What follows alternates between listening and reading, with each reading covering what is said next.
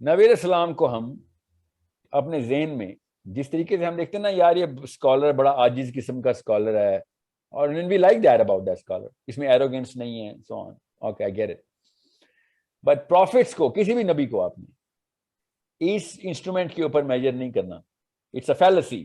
بتاتا ہوں فیلسی کیوں ہے، ٹھیک ہے؟ اور یہ بات ایتھیسٹ کو سمجھ نہیں آ رہی. ایک بندہ مال غنیمت کے پاس آیا، نبی علیہ السلام کھڑے ہوئے تھے اور مال غنیمت ابھی بانٹنا تھا، ٹھیک ہے؟ اور نبی علیہ السلام سے آگے کہتا ہے کہ یا رسول اللہ، مسلمان مجاہد، بس ذہنی طور پہ آؤٹ تھا. کہتا ہے یا رسول اللہ انصاف سے بانٹیے گا. نبی علیہ السلام نے اس کی طرف دیکھا اور کہا میرے سے زیادہ انصاف سے کوئی بانٹ سکتا ہے؟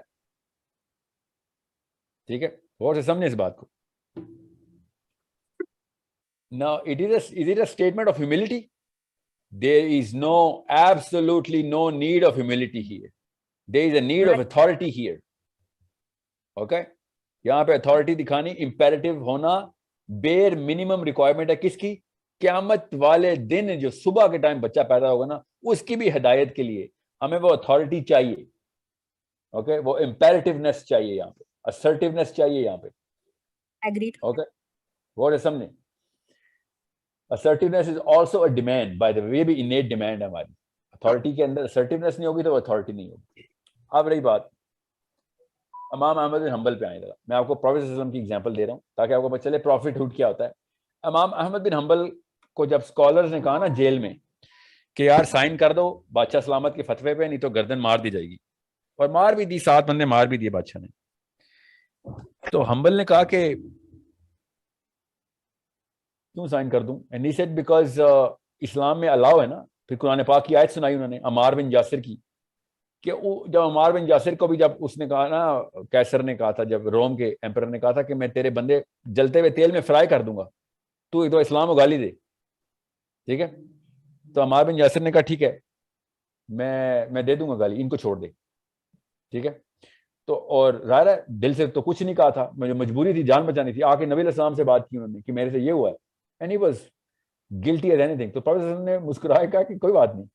پھر قرآن پاک کی آیتیں آئیں اس بارے میں، پوری کی پوری آیتیں آئیں اس موقع پہ کہ ایسے موقع کے اوپر you are allowed to save the lives, okay, even if it is your life, because we know what is in your heart, don't worry about it. اللہ کو تو پتہ دلوں میں کیا ہے نا. تو حنبل کو اسکالر نے یہ آیت سنا کے فتویٰ دیا کہ یار اس وقت جان کی ڈالے پڑے ہوئے ہیں، تو اس وقت سائن کر دے بادشاہ کے فتوے پہ. اور تو حنبل نے کیا جواب دیا؟ غور سے سمجھیں. حنبل نے کہا آپ لوگ سائن کریں، میں اس وقت کے اوپر امام ہوں، وقت کا امام ہوں. میں وقت کا امام عاجز نہیں ہو سکتا، نہ جسٹیفائی کر سکتا ہے. وقت کا امام اگر عاجز اور جسٹیفیکیشن میں چلا گیا نا تو پیڈسٹل آف نالج ختم. کوئی بھی بندہ صحیح اور غلط کی تفریق نہیں کر سکے گا. Agreed. سمجھ لیں؟ سو وقت کے امام کو قربان ہونا پڑے گا حق کے لیے. یاد رکھیے گا حسین علیہ السلام سے کیا بات کی تھی لوگوں نے کہ اس وقت اور کوئی چارہ نہیں ہے. تو حسین علیہ السلام نے کیا کہا تھا کہ میرے اوپر تمہارے اوپر الگ الگ ٹیسٹ ہیں، تمہیں کوئی وہ نہیں ہے، پکڑ نہیں ہے، تم جا سکتے ہو، میں چراغ بجھاتا ہوں، نکل جاؤ، بھاگ جاؤ ادھر سے، کوئی نہیں پوچھے گا تم سے. میرے اوپر میٹرکس ہی کوئی اور ہے، میں جو کروں گا اسلام ہے. Correct. اور سمجھے اس بات کو. اب آپ کو اب پتہ چلے گا، میں نے یہ 2 نان پروفٹس کی ایگزامپل دی آپ کو. یہ دونوں نبی نہیں ہیں، ٹھیک ہے؟ ڈگری میں تو بہت فرق ہے. امام حنبل اور حسین علیہ السلام کو تو نہیں میں کمپیئر کر سکتا نا. حسین علیہ السلام از the peak of the peak، ٹھیک ہے؟ مگر پروفٹ صلی اللہ علیہ وسلم کو تو مطلب ہم کمپیئر. آپ پروفٹ صلی اللہ علیہ وسلم کے درجے کو سمجھیں کہ ہم کبھی بھی اس لیول پہ ایمپتھائز مت کریں. اس لیے جب حضرت عائشہ کی بات آتی ہے نا تو میں ہی کہتا ہوں میرا نبی 100 شادیاں کرے، 2 دن کی ہوتی ہیں عائشہ شادی ہوتی، تو پھر مجھے کیا، میرے نبی نے کی شادی. یہ کوئی نہیں دیکھ رہا کہ اس لیول کے اوپر آپ نے کریٹیکل ایویلیویشن تب تک نہیں کرنی جب تک آپ اتھارٹی کو کمپرومائز نہیں کرے. جب آپ نے اتھارٹی کمپرومائز کرنی شروع کر دی تو آپ نے تو نبی کو نبی کے پروفیٹ سے ہٹا دیے. ٹھیک ہے؟ آپ کو اس کی مثال قرآن پاک میں ہے کہ اللہ تعالیٰ نے حضرت زینب کا نکاح قرآن پاک میں کر دیا کہ زینب تیری بیوی ہے. دنیا میں کا نکاح پڑھانا اور کسی کا ہو سکتا ہے. اللہ کے نبی صلی اللہ علیہ وسلم کو میٹرکس اللہ نے خود توڑ کے دی، 11 شادیاں کروائیں. بالکل صحیح. So don't empathize with the prophet based on a regular human notion. کیونکہ وہ وقت کے امام نہیں ہے، وہ تمام وقتوں کے امام ہیں. You need to understand.